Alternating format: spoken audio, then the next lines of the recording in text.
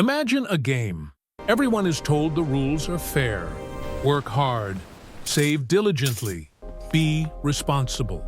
Now imagine that no matter how perfectly you follow those rules, you never seem to get ahead. Your salary rises, but your savings don't. Prices climb faster than your paycheck. Debt feels permanent, and somehow, the system always seems to win. So here's the real question. Is poverty a personal failure, or is it the design? For most of history, poverty was obvious. You owned land, or you didn't. You controlled resources, or you served those who did. But modern poverty is different. It doesn't look like starvation. It looks like working full-time and still feeling broke. In the last 50 years, productivity exploded. Workers produced more than ever before, but wages, they barely moved. Meanwhile, housing costs multiplied. Education became debt-financed. Healthcare turned into a subscription. The economy grew, but the average person didn't. Something changed, and it wasn't accidental. Think of the economy like a funnel. At the top, your labor, your time, your energy. At the bottom, profits, assets, ownership. Every month, your effort flows downward, but very little flows back up. Wages are capped. Prices are flexible. That imbalance is the first trap. The second trap is debt. Debt lets you survive today by borrowing from tomorrow.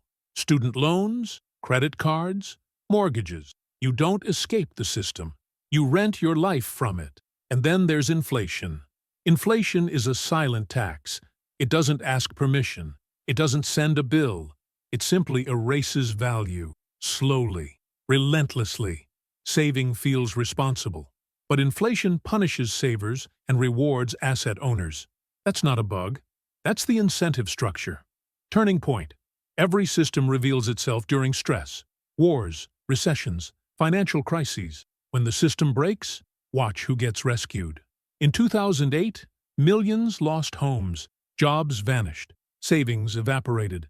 But the banks survived. They were too big to fail. Ordinary people were not. Governments printed money. Interest rates fell to zero. Asset prices soared. Stocks, real estate. If you owned assets, you recovered fast. If you didn't, you fell behind permanently. This wasn't corruption in the shadows. It was policy, legal, intentional, repeated.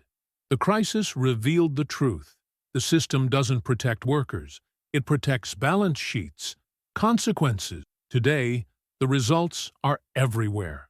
People delay marriage, delay children, delay home ownership. Not because they're irresponsible, but because the math no longer works. You're told to budget better, skip coffee, work harder.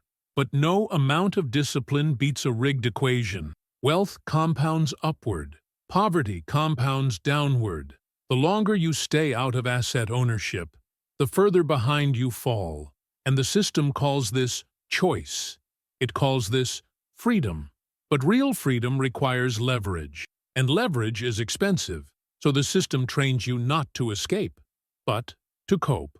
Subscription happiness, debt-fueled comfort.